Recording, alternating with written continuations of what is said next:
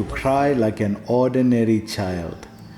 So we're describing also that this is Nara Leela. And that's why people misunderstand Krishna's pastimes, because they only observe it externally. You know, he's dancing with the gopis, he's dancing with other people's wives, and he's stealing and doing all mischievous things, and he's getting praised. Makhan Chor. He's a thief, but people are praising him, writing Astikam, 8 verses glorifying the thief. Chorastikam, 8 verses glorifying how Krishna steals.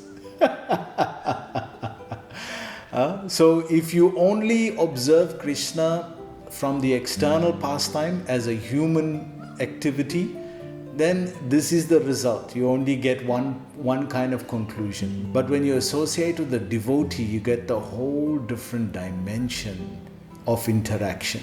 That's why the books of Rupa Goswami, which Prabhupada has translated as Bhakti Rasamrita Sindhu, is so important, because it gives the foundation, it gives the philosophy to the pastimes. Without the philosophy or without the understanding, you're going to misunderstand.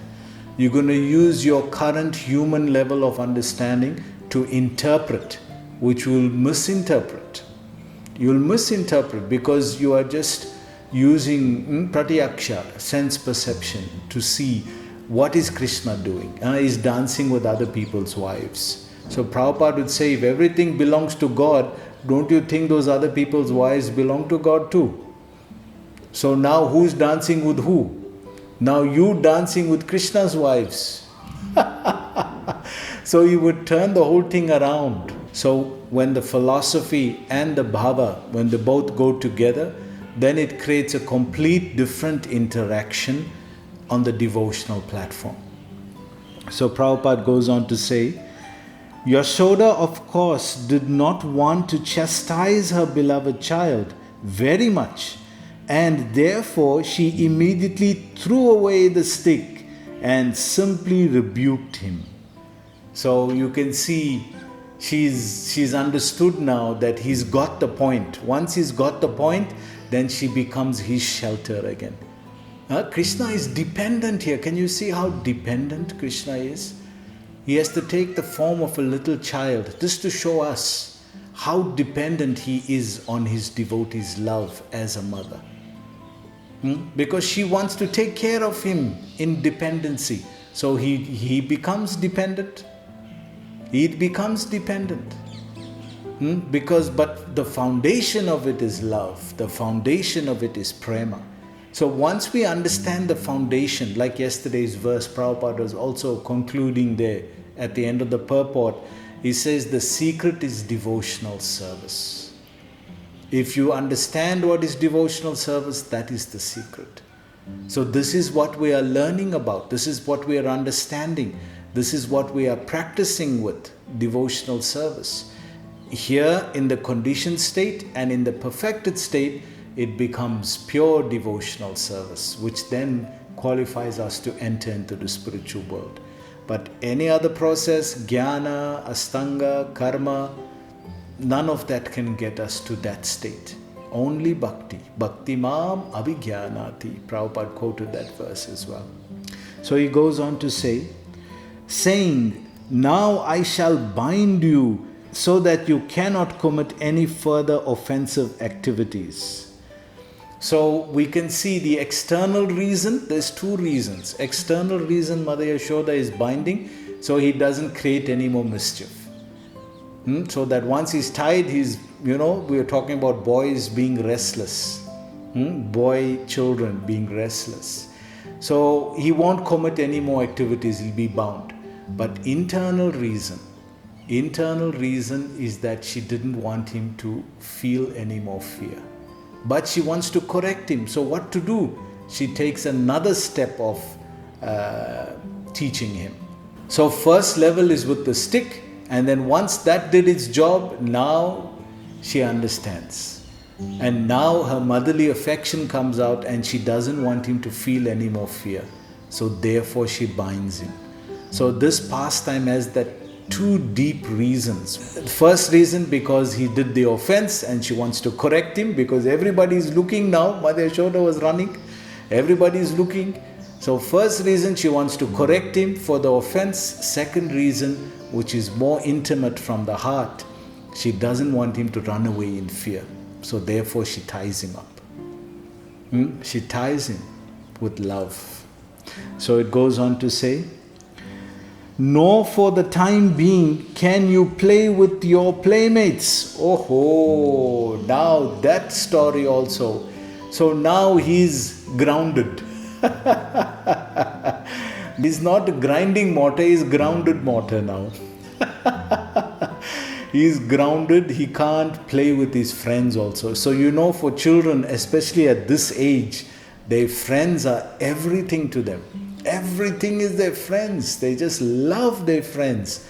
And they everything is friendship at this age. Because they know they know the wonderful exchange they have with their friends. So mother is saying, not only I'm tying you, not only you bound here, no friends also. Oh. Big aparad now. Now what does he do? He can't, mother is grounding him. He can't go and play friends, nothing. So they don't know that. So we'll see how that unfolds as the pastime goes on, because they don't know that. And they are going to be coming to the house to play. So now they're going to see, hey, what happened here? Krishna is bound up. That's such a beautiful part. We'll come to that. So we go on with the purport. This shows the position of a pure devotee in contrast with others, like Jnanis, yogis, and the followers of the Vedic ritualistic ceremonies. What is that called? Vedic ritualistic ceremonies? Karma Kanda. Basically, it's 90% of Hinduism today. 90% of Hinduism is Karma Kanda. We're simply doing all the ritualistic activities just because we want something. Because we know, please, I'm doing all of this, just want some help my child, help my mother, help this, help that. Krishna is also acknowledging that. Chaturvida bhajanti mam janesukrito arjuna arta jignasi artati jnanina bharata sava. So he's saying that these four kinds of people come to me. Those who are in distress, those who are need wealth, those who are inquisitive, and the yogi. So he acknowledges that people have this inclination, but don't be misled that is going to lead you back to the spiritual world. Be honest with yourself and see. If you're honest, you'll see that what the sadhu is saying is simply to give you an idea of what is pure devotion, not what is selfish devotion. If you think about it, everything we prayed for so far is selfish devotion.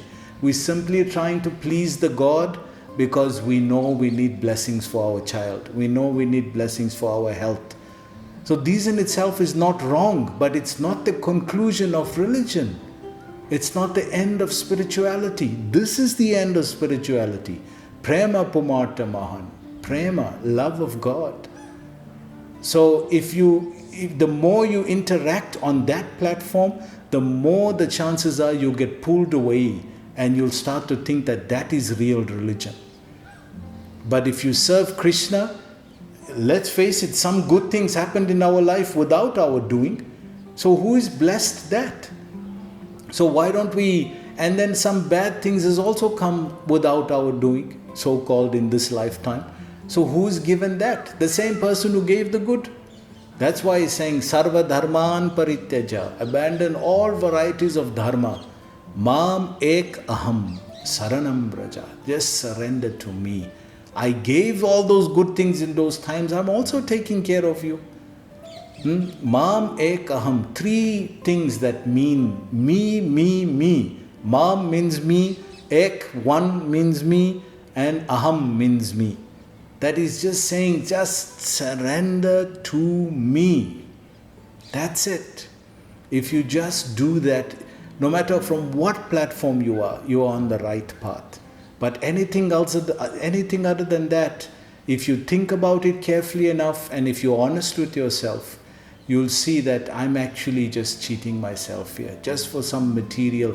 There is a tinge of material gain in every form of my prayer.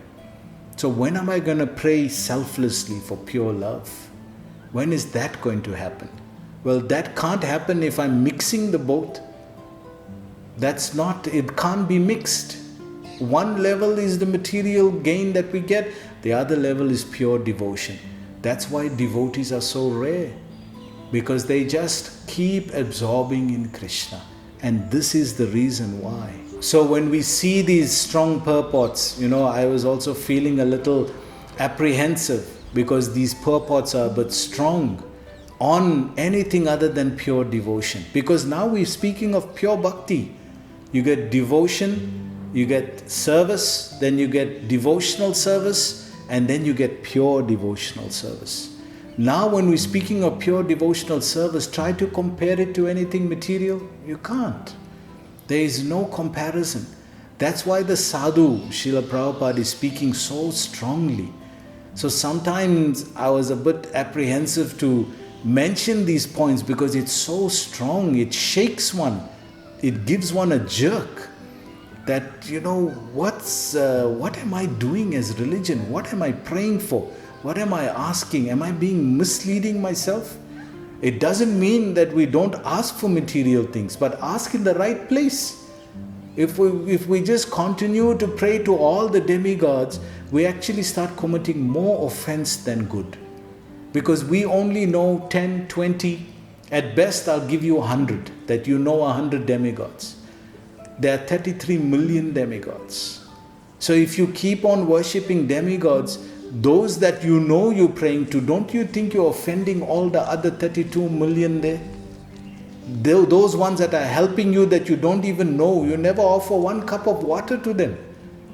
But Krishna, Aham Adi Devanam, I am the source of all the demigods. Aham Adi Dev, he is the original Devata. Aham Adi Devanam. So you plant, you worship by watering the tree, all the leaves in the tree get nourished.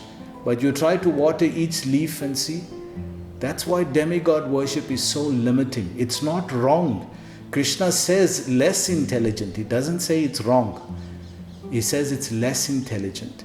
And if it's less intelligent, means because you are going for temporary result. This is pure. This is unalloyed. This is Ananya Bhakti. This is the difference with devotee, and this is the difference with karmi, jnani and yogi. So Prabhupada goes on to say here, in regarding the transcendental nature of the absolute truth. So the more we focus on religion the way it has come across today, the more we're going to get bound in this world. The more the upside down banyan tree, 15th chapter.